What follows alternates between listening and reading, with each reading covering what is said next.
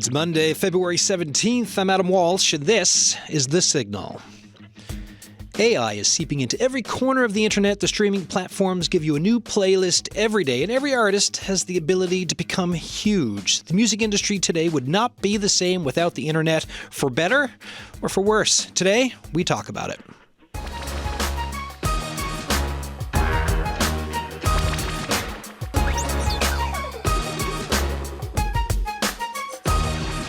Right out of the gate, I will say, before we get into the topic today, happy birthday, Nan Stewart in Glovertown. It's my Nan's birthday today, so I'll give Nan a shout-out, which I do once a year. Nan says she listens to the show every day, so we're going to test that today when I call you later, Nan.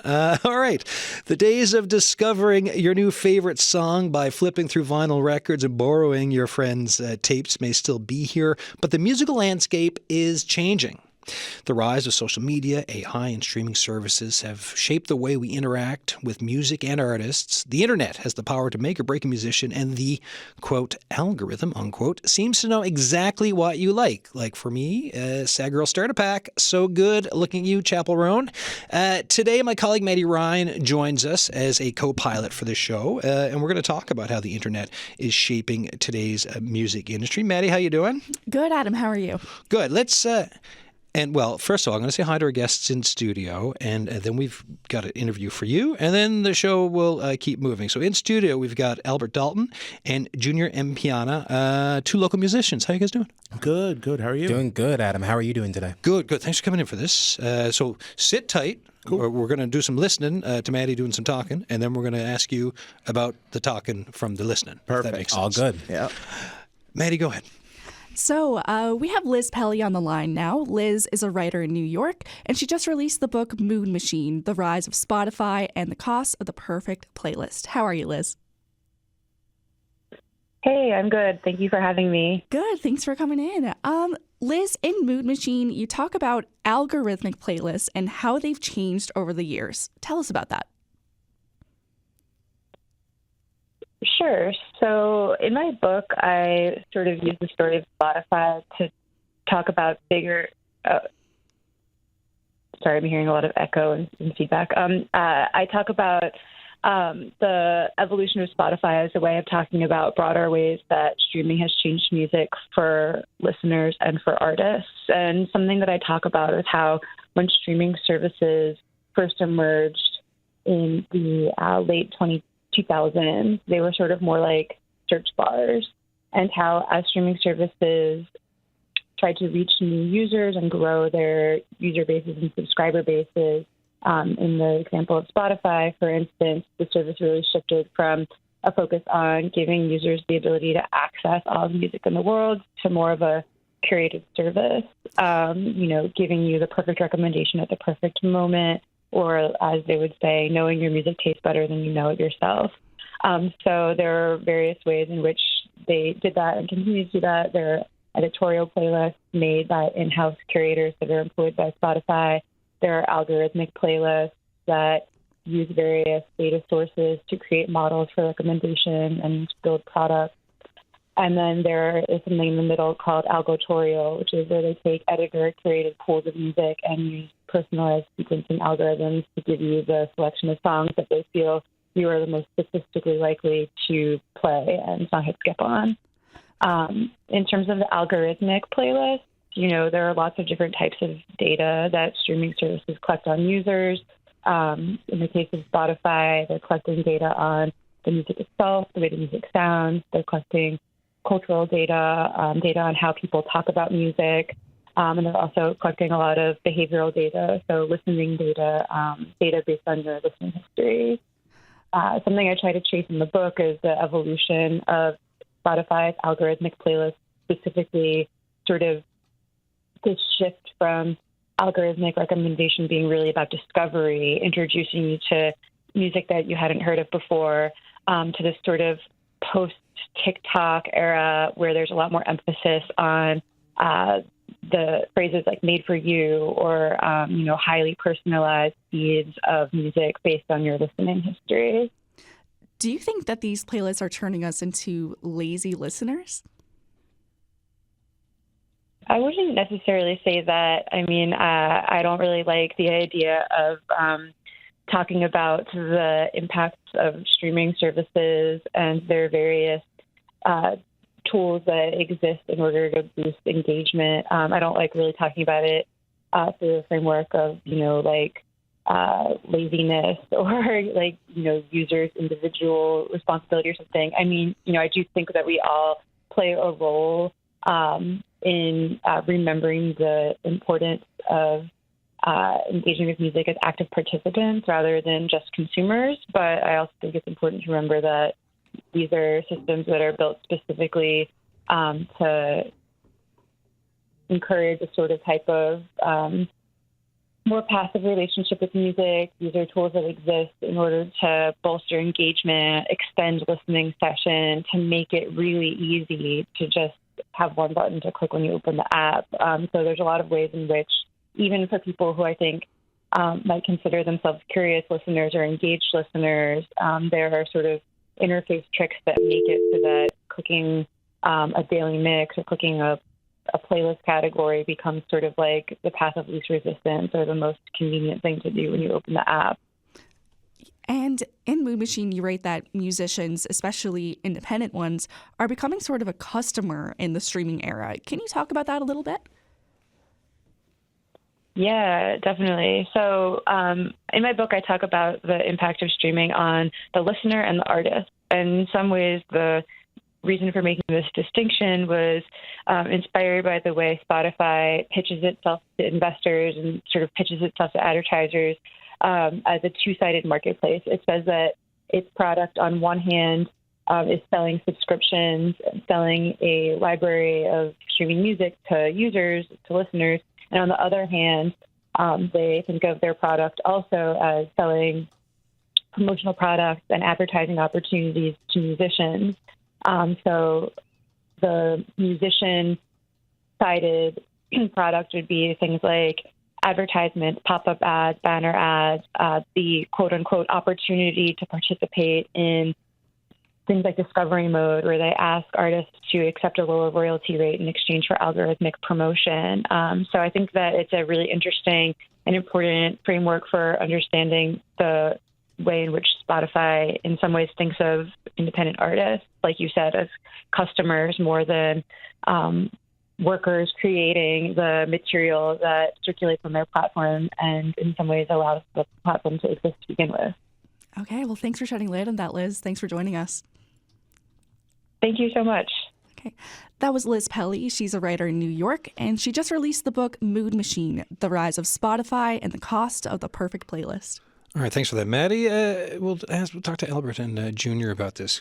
So listening to that conversation, right, between Maddie and Liz Pelly there, they talk about data collection, right? They talk about the evolution of playlists from being discovery to this whole made-for-you, tailored bit, right? Like, your daily playlist that they can give you type of a thing. And folks, we're talking about Spotify, right? A lot of you will have used it or do use it or know about it. On one hand, selling a library of music.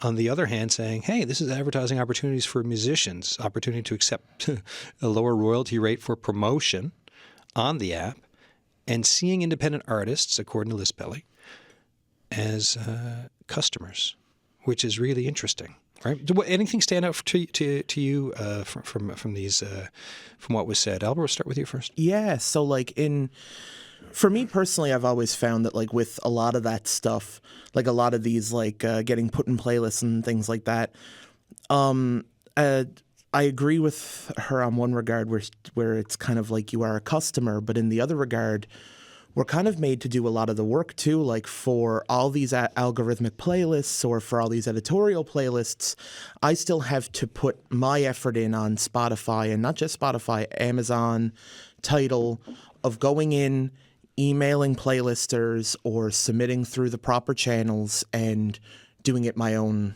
way. So it's also bad customer service in the nicest way possible, where you're kind of fighting this idea that I am the employee and the customer. Tell folks about your music work too, right? You got a bunch of EPs coming out. Yes, yeah. I released an album in April of last year specifically. That's the big project that I'm really pushing forward. But I also have since then, once a month, I release at least one song. We're at the point now where on the 26th of this month, I'm releasing a EP called There's No Discharge in the War. And it's a little bit of a political 3-song project that I have coming out. I also have another more relaxed project coming out in March that's a 5-song thing that's more about, smoking and having a good time. And then, I like the range. I like the range. Yeah, I gotta get all corners, right? Yeah. And so it's just I'm just at the point now where I'm trying to release things, anything, just see what happens when they get out. And before I go over to Junior here, if folks do want to find your music, where do they find it? I'm Albert Dalton on everything. It's easiest to find me on Instagram as Albert Dalton 19. But everywhere, if you search up Albert Dalton, if you search up Albert Dalton St. Thomas Line, which is the name of my most recent project, you'll find me. For 100% you will. Junior and Piano, what about yourself? Well, in regards to what Maddie and Liz were talking about, it's kind of like the same thing with Albert.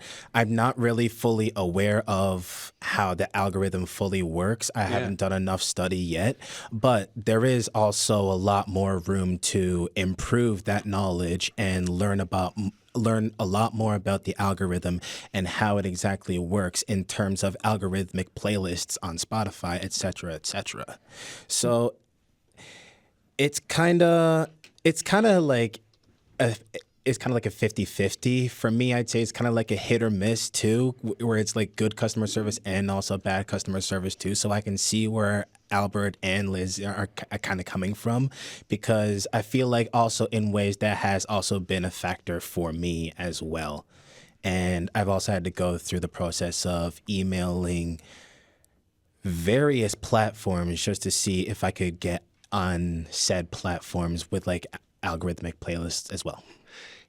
I find so for folks listening right across the province, and we'll put out we've got some folks are phoning, but for all of you listening to, here are a couple questions for you for today, because this is wild compared to the way music used to be. Like all the stuff you're saying for working, musicians breaking it in, doing stuff for EPs and everything else, what you have to consider has completely changed since obviously the internet started, and even over the last 10 to 15 years. So for other folks listening, some of this might be very new, or they might know a little bit about it. But for all the listeners across Newfoundland and Labrador, 2 questions for you folks.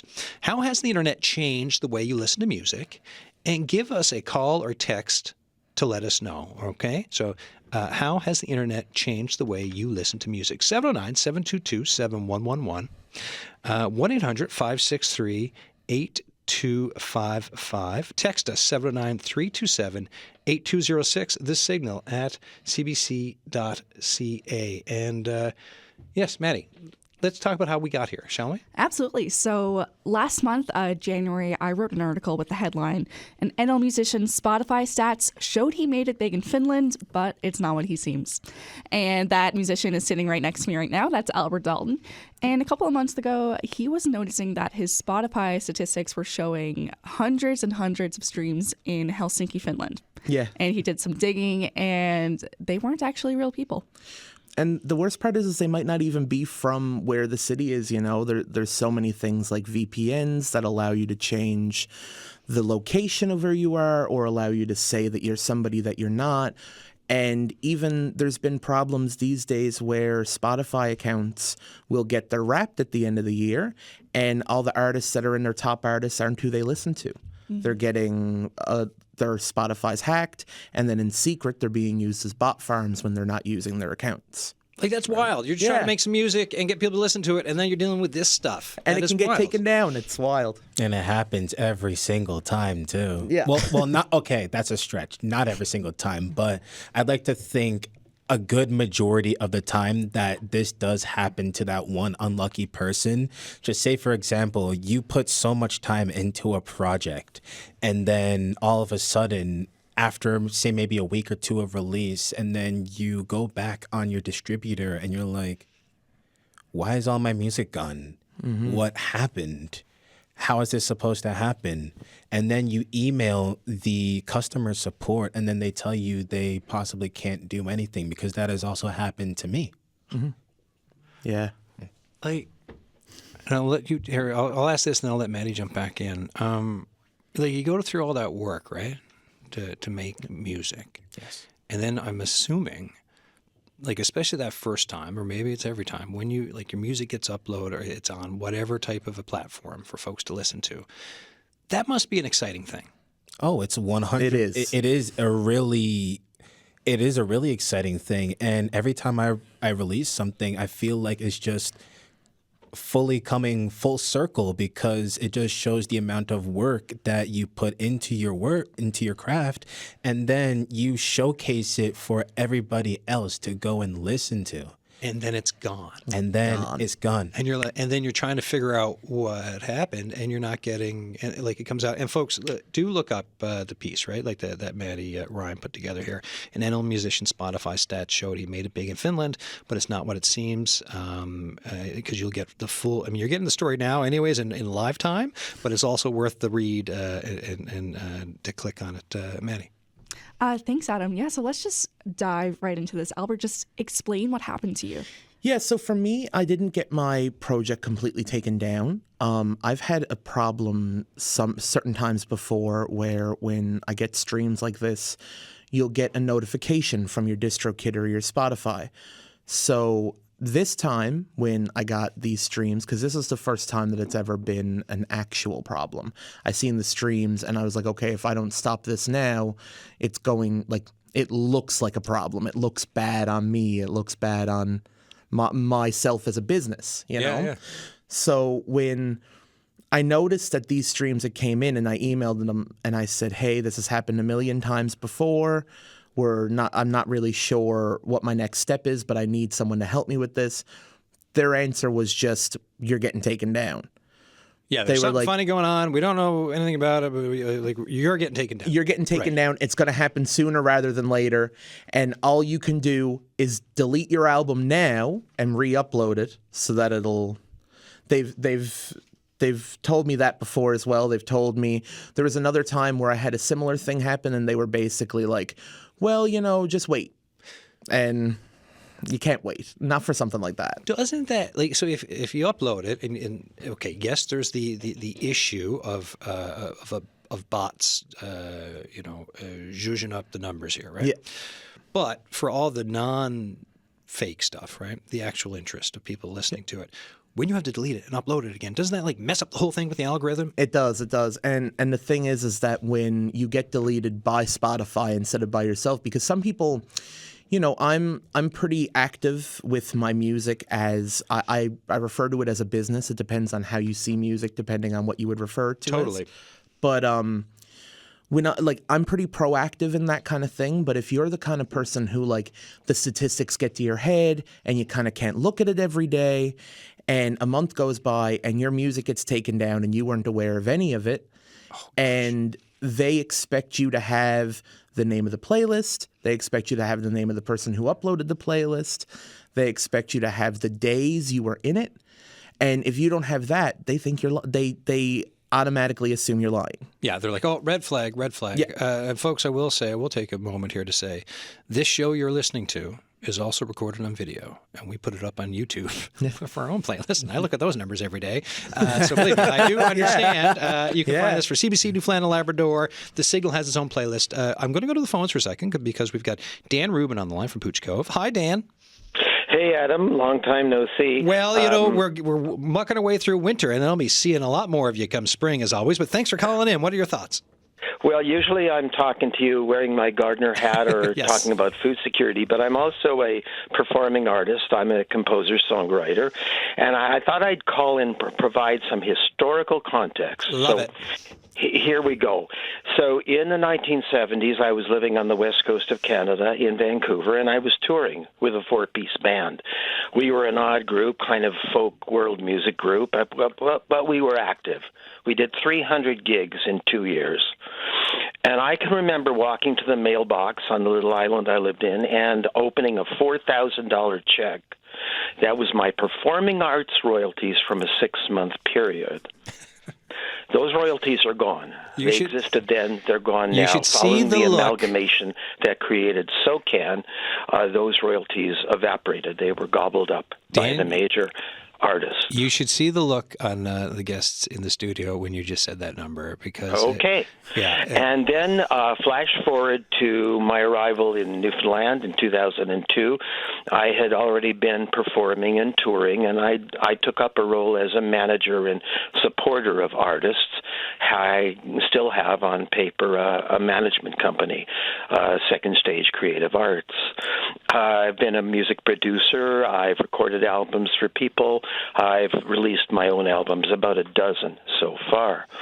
And in 2008, I was president of the Provincial Musicians Association and helped organize a conference here in St. John's, an international conference called Our Future in Music.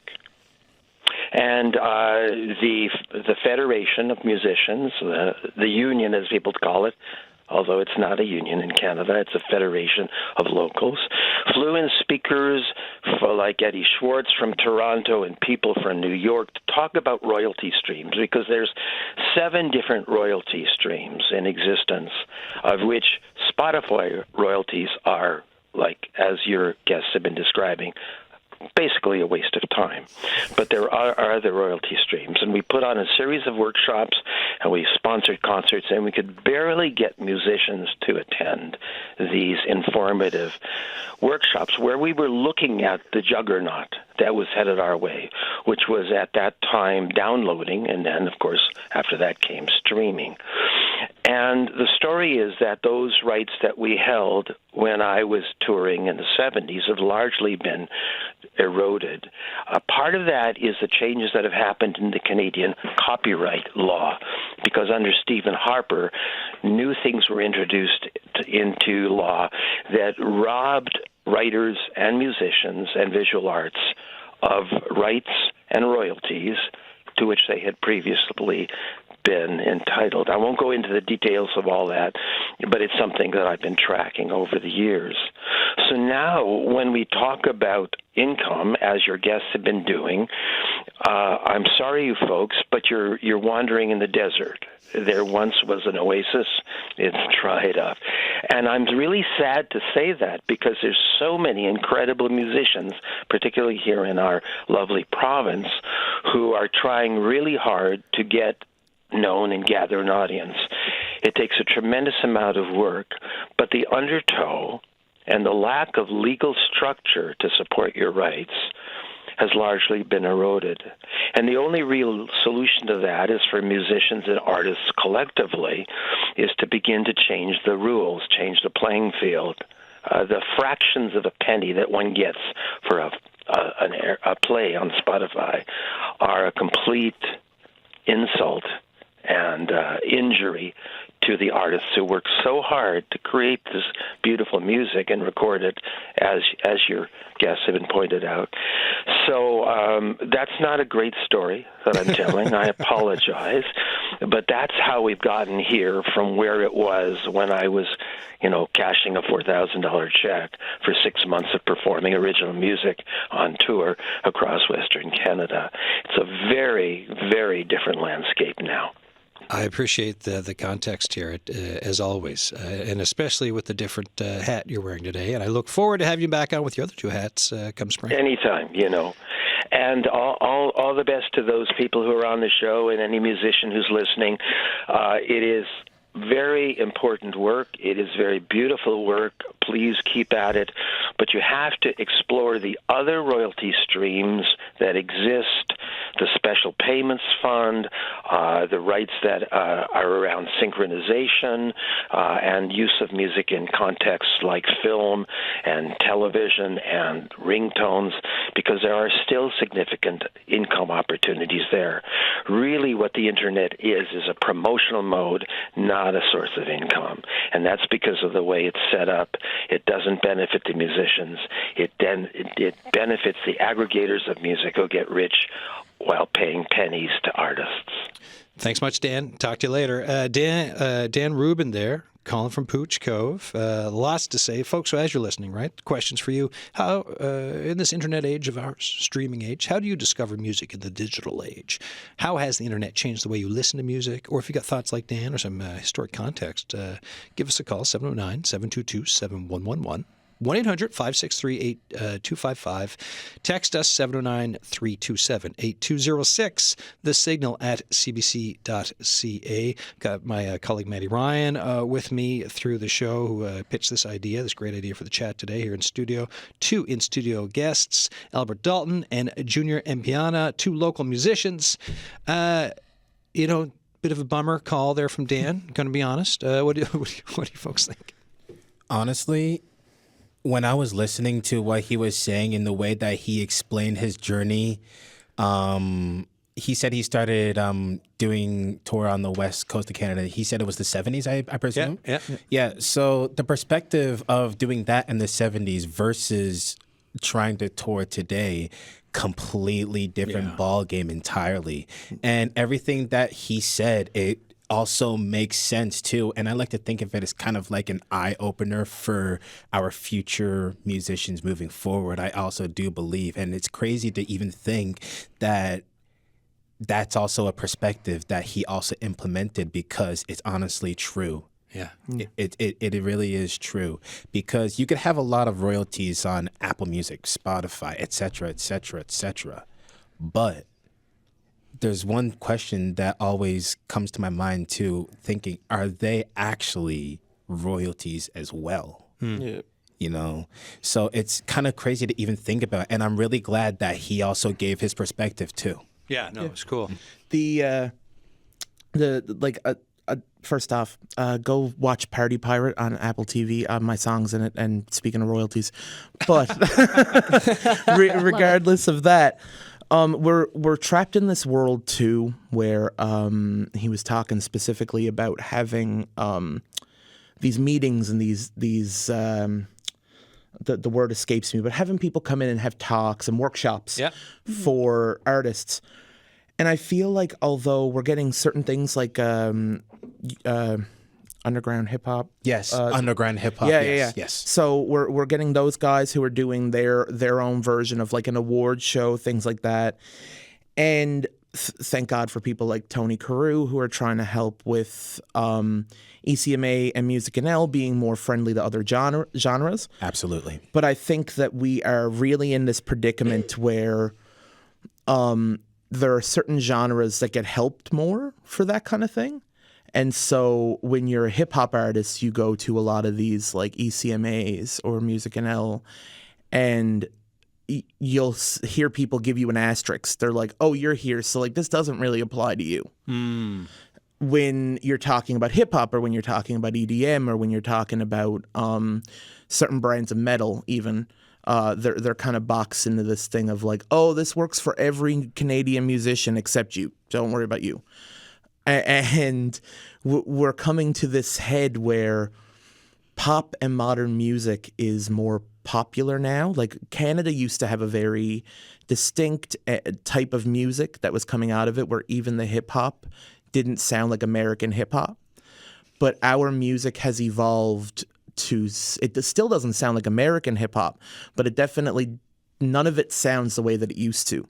Yeah, you're not listening to it like if you're for hip hop out of here, you're not being like that's Newfoundland hip hop. Yeah, right? exactly. Like, there are definitely hip-hop. those people, Sure. and complete respect to that.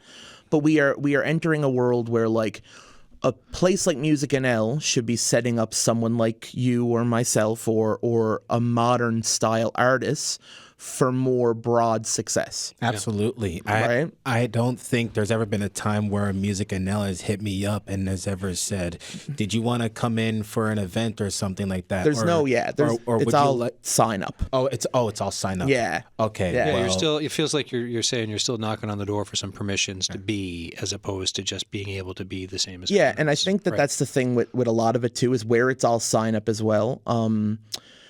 Certain people are told to sign up and certain people aren't told to sign up. And then even if you do sign up, you aren't given the same benefits to people who are told to. Yeah, so right? there's some definite room for more communication, Yeah, and growth. yeah. So, Maddie Ryan, tell me about Brad Mercer, who's on the line. Absolutely. Brad Mercer is the host of the Weekday Prepper Club show on CHMR Radio.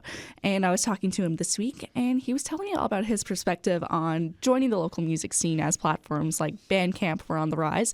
So we're talking about a lot of doom and gloom here today with But AI. it's not all bad. It's not all bad. Sometimes the internet is a good place for musicians. Bandcamp is the saving grace. Absolutely. All right, Brad Mercer, how you doing? I'll let Maddie jump in here and for this part of the interview.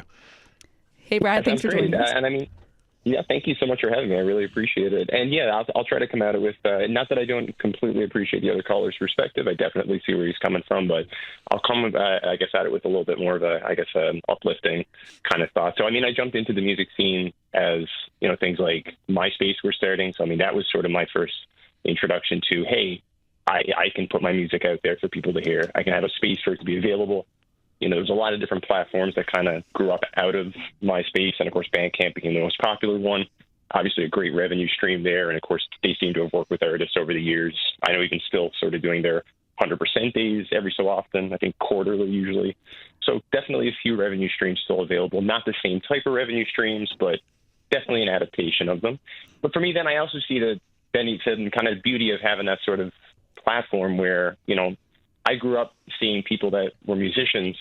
They were people who played instruments full time. That's all they ever did. So to me, there was nobody that ever just played music casually, that wrote music casually.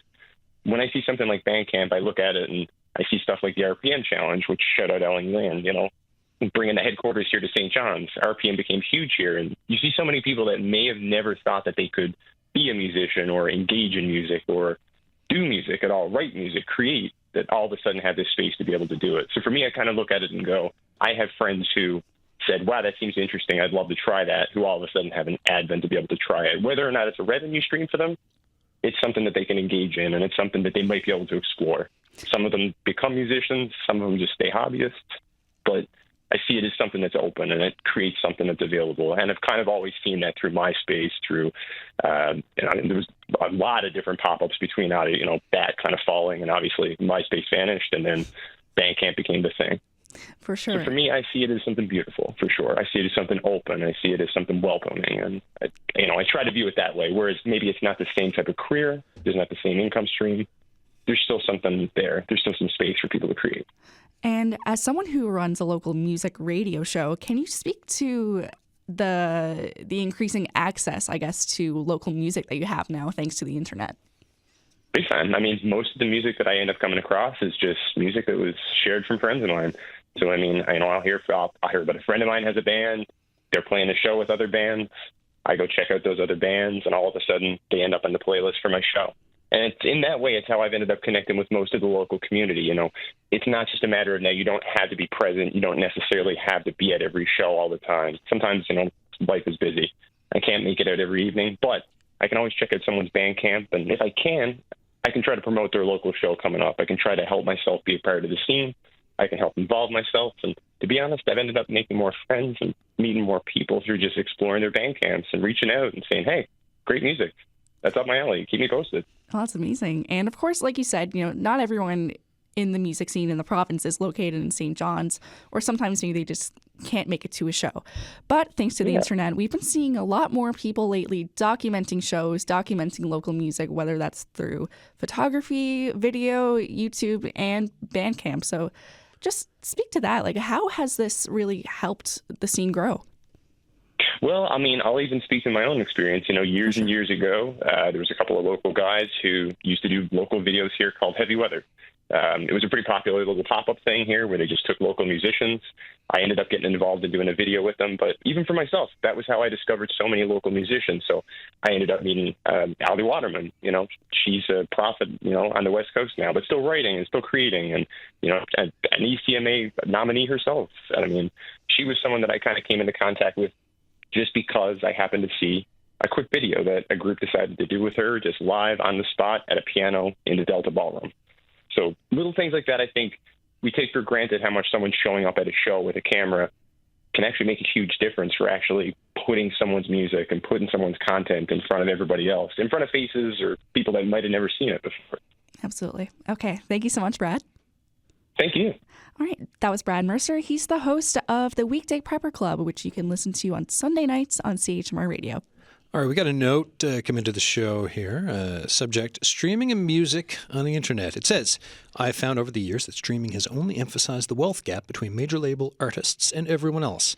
It's clear that streaming services have made it more unsustainable for smaller artists to make a living, and at some point the dam has to break. I think we have to recognize that Spotify is strictly a service of convenience and nothing else. These revenue streams are not likely to change anytime soon, so it's high time to start exploring alternatives. That was from Stephen. Thank you so much for that email about the show today. I'll bring it back to my guests, both Albert and Junior here. Thoughts about either for Maddie's conversation or on the email? I think that the thing with things like Bandcamp, and I think to a lesser extent SoundCloud, is that there's this shining light through those websites where even though it's questionable how long they have left sometimes, especially with SoundCloud, but there's this ability to upload your music and be a little bit more free of, like, even though you don't get usually paid from a SoundCloud and from Bandcamp, it's kind of, I usually at least set a lot of Bandcamp to pay what you want.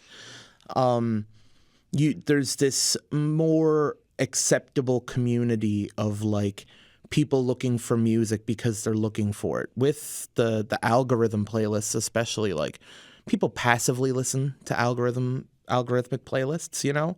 So if someone has that playlist on and my song gets 50 plays from it, doesn't necessarily mean 50 people heard my song. Yeah. 50 people's Spotify's kept rolling while they were busy. Yeah, Totally. No, I mean, that is like Friday night, if I'm cooking or something, Friday evening, I've got a playlist on. Yeah. Do I hear every song? Absolutely not. No, I do hear some of them and enjoy it. Then sometimes with new music, well, that was a great song. And then I look into who it is or who was on. yeah. Maddie, tell us about Eric Alper.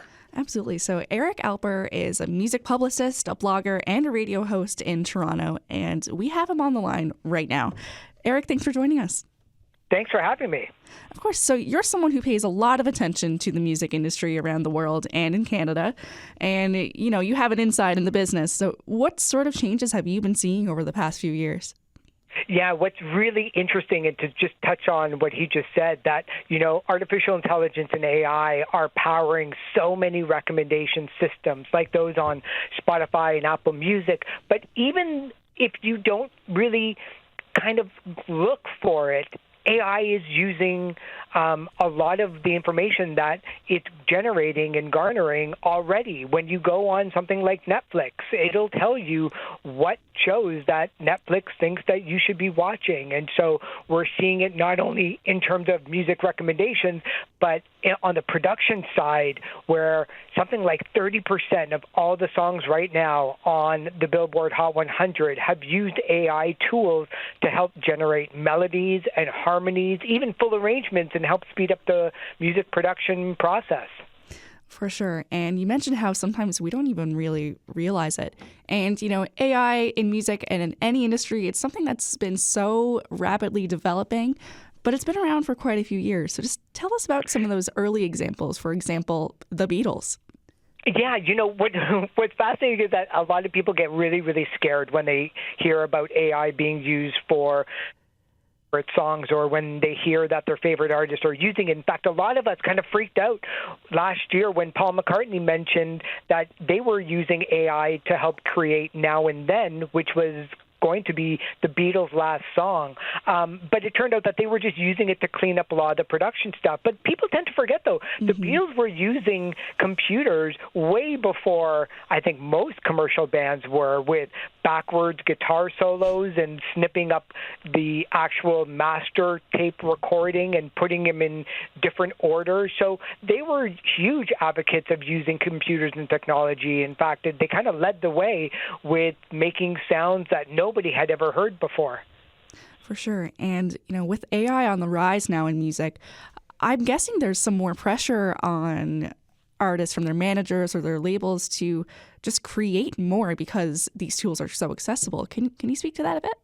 Yeah, absolutely. The way that Spotify and other music services are kind of generating their own finances and their own content, is kind of putting a lot of pressure on the artists to release music. Most of the artists that I'm working with are releasing a new single every single month. So the old days of releasing an album and then going out on tour for a year, then taking 3 years off are long gone. And the algorithm kind of favors artists that keep releasing music every month or at least every 6 weeks. So the record labels are putting pressure on the artists, and the artists just simply really can't keep up with the demand, not only from the record label, but also the fan base. Because once you release a song and it's there, usually by Tuesday, most of the fans have already heard it a couple of times. They want something new and they want something more. So the fact that AI is generating, this kind of content for it,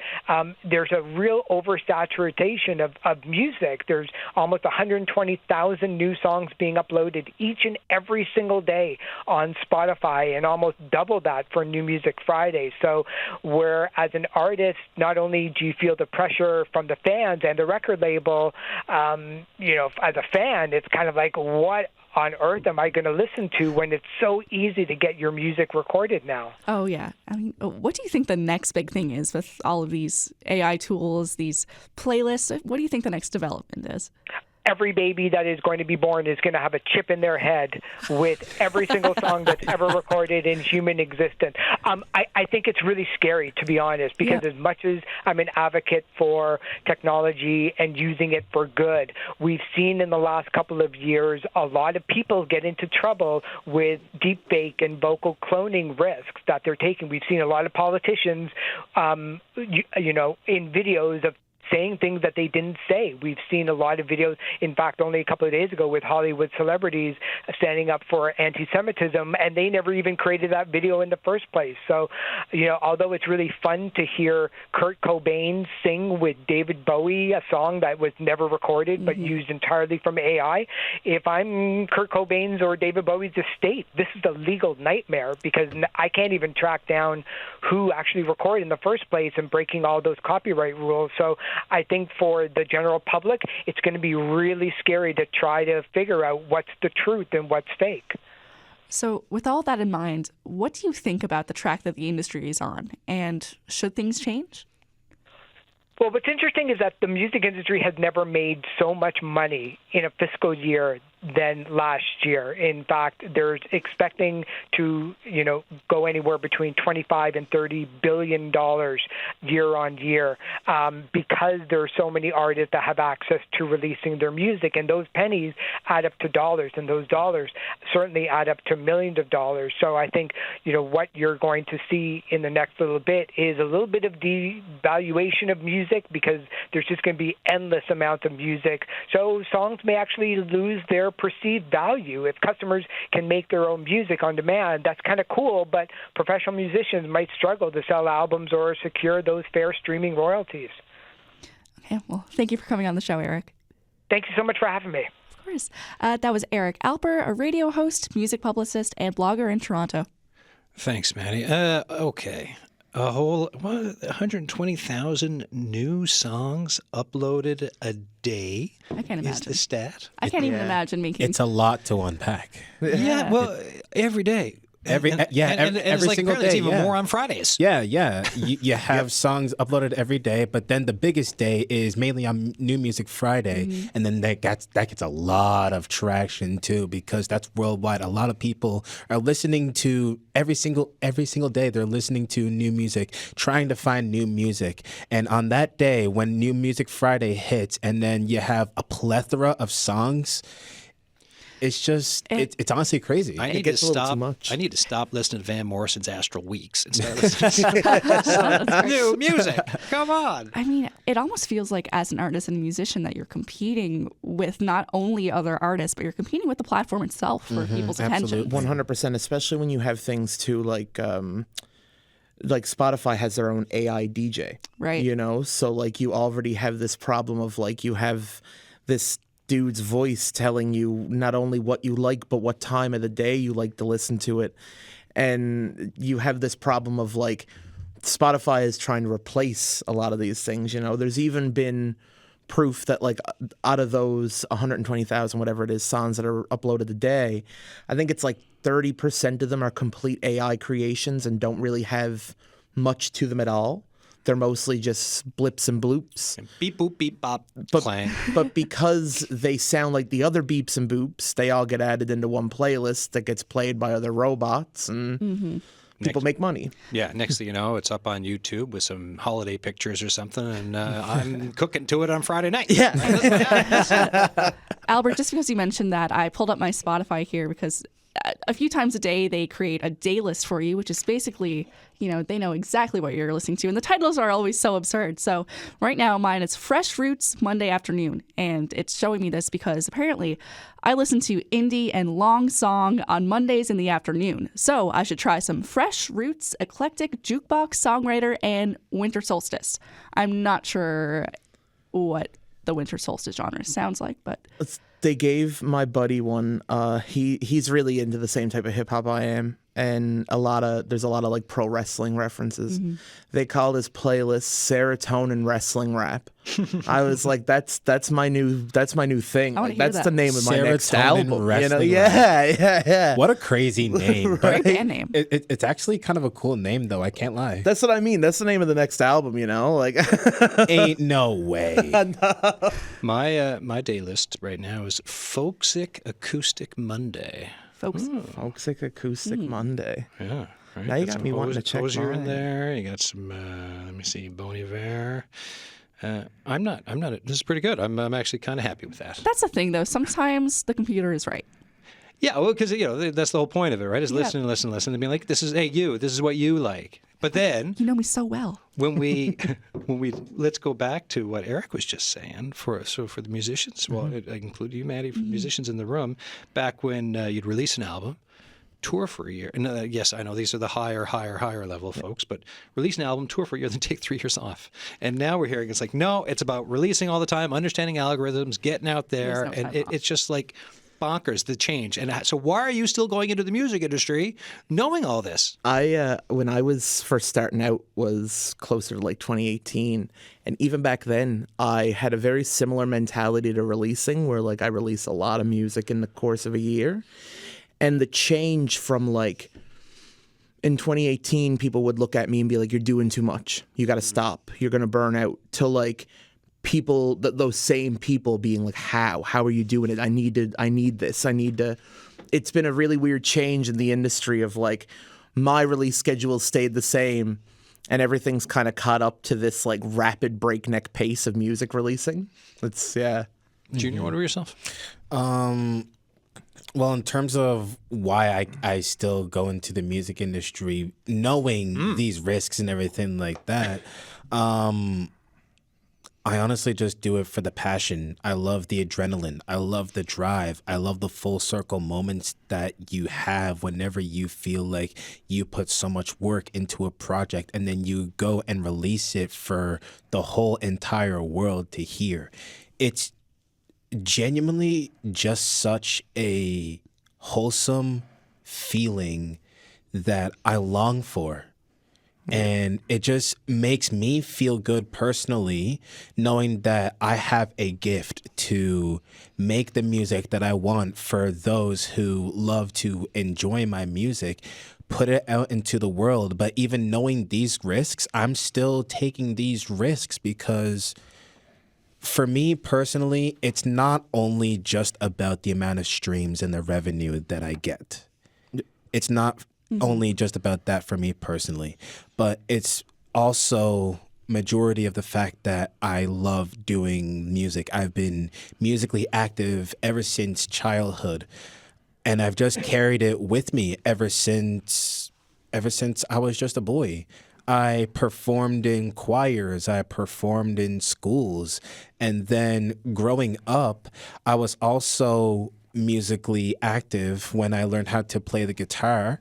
And Ed Sheeran, he was actually my inspiration for learning the guitar way back when I listened to his debut album, which would have been Plus in 2011. I would have only been 10 at the time.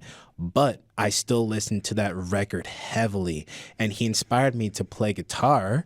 And then so I grew up, And then that was when I started getting into the more lyrical aspect of things. That's when I actually found out how to release music by myself. So in doing that, I still take these risks because I carry a heavy love for music, and it's also a huge background too that I hold to me so very dearly, because music has gotten me into so many places that I never even thought possible. Last year, I opened up for NLE Choppa and Polo G at the Mary Brown Center. Two of the biggest full circle moments to ever happen to me. And I've only been doing the lyrical aspect of music now for 3 years. For as long as I've been doing this, and for the risks that I've been taking, and the fact that these risks are still a problem. These are risks I'm still down to take because there's so many good things that could come behind it. Yeah. Top that, Albert. I agree with everything. Like, it's this thing too of like, I always said that like, I make this statement where like most musicians would even agree that like recognition is more important than like the monetary aspect of it. I care that a person hears and connects with my record, you know, like the best days of my life from day to day that aren't like big moments are like release day and perform day. You get to present what you've done in this like incredible way. The people respond in ways that like you never thought was possible. And yeah, it's just this thing of like, if I was worried about what was going to happen in that regard, in like, am I going to make money? Is this going to happen? Is that going to happen? I would have stopped in 2018, you know? But what happens when the time comes when you're, as you're continuing on and you're getting some success, and then it's like, do I make this my full-time pay the bills job, or do I just continue doing what I'm doing for my passion, and then whether it's teaching or music or whatever else, like where does that factor into it? If I can turn this into a full-time job, that would be the dream. That's if I can make me the kind of money where I don't have to do anything else, I would. And that's a lot of what I push towards, is being able to turn this into as much of my livelihood as possible. But at the same time, like I make the joke that like I'll be making music long after it's corny for me to be making music.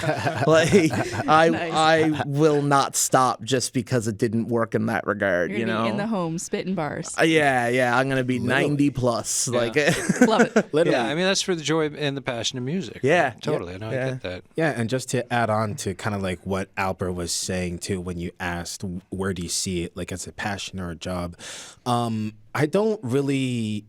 Sometimes I'm in that mindset where I just don't really see doing music as a job. I just genuinely love doing it just for the fun of it because I know that I can. yeah.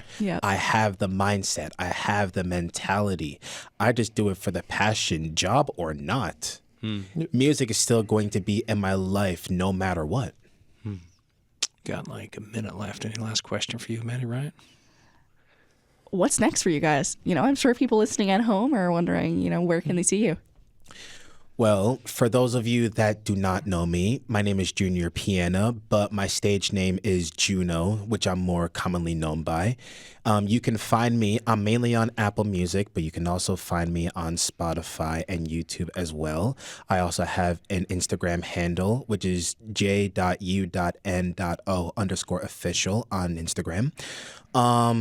My next journey right now, for me personally, I've been in album mode now for 2 years. You remember, Maddie, when I came in a few months ago and we were talking about what happened with Love Juno? That's right. So I'm on the continuation of that ever since I finished up that record.